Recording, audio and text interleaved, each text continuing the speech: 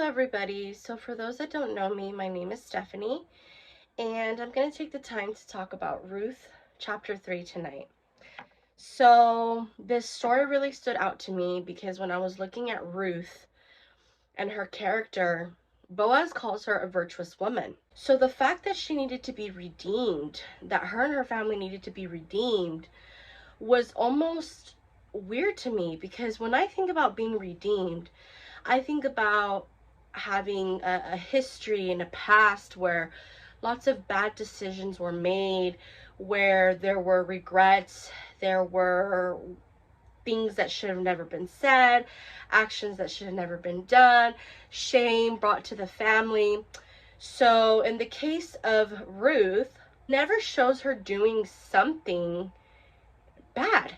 She actually was very faithful and loving, and she was willing to follow her mother-in-law to a place she had never been before. She could have gone back to her family. She could have married someone else, a Moabite, somebody from her land, but instead she decided to follow a foreign woman and a foreign god, go to a place she had never been before, and worship a god that maybe she had never known until she had met her husband and his family.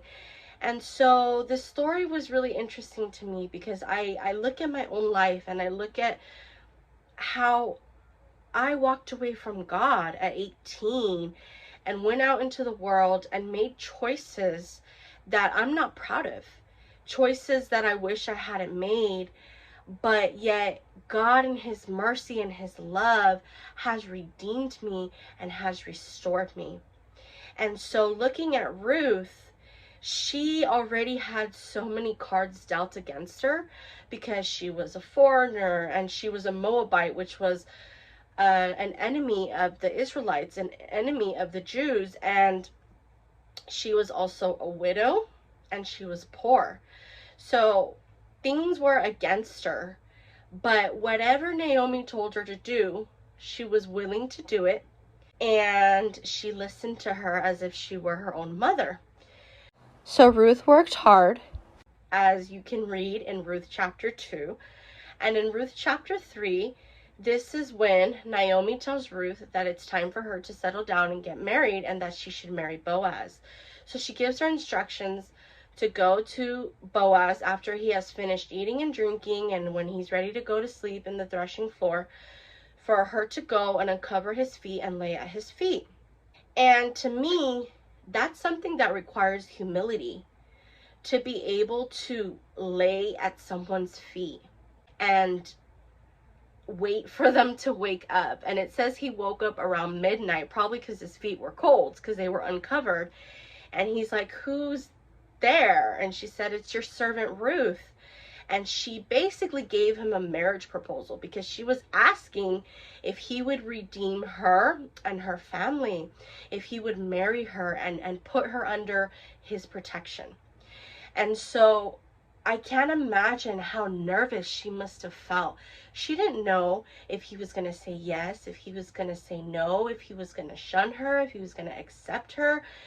She wasn't sure what was going to happen, but she took the leap of faith and she humbly went to his feet, which is the same thing that we have the ability and privilege to do when we want to be redeemed for our past, for our choices, for our regrets. We have the ability to come to the feet of Jesus and humbly ask him to redeem us and restore us. And that is so beautiful to me. Not only that, but Boaz was such a man of integrity that he said, wow, he was impressed with her because she could have married somebody younger, whether they were rich or poor, but she had chosen him. And he said that he was going to marry her if her closest relatives said no. So no matter what, he was going to find a way to take care of her. He made sure that she left before other people could see her. He cared about her virtue. He didn't want people to think that she had done something that she hadn't. And so he made sure that he protected her in that area. And he didn't want her to be compromised at all. On top of that, Boaz did not leave Ruth empty-handed.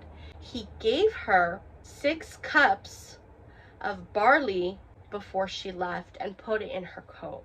So when I look at this story and I apply it to my life, I think about Jesus, and I think about what my experience was like when I went to him and I asked him to redeem me.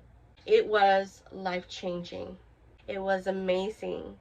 And it definitely took humility to lay at his feet and say, Jesus, I'm sorry.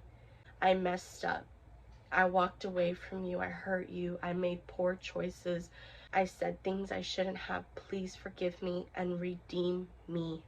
And God has been faithful to me, and he has been redeeming me each and every day, because it's a process. It's a lifelong journey. And my redemption is the reason why I can share with others how awesome God is. That he would take a person like me that was once so broken and lost and wretched, and that he would do that for anybody, no matter their situation, no matter what they've done, what they've been through, what they've said. He will redeem and restore you. He will take you under his protection, under his wing. He will shelter you, because that's the kind of God that he is. That's the kind of God that we serve.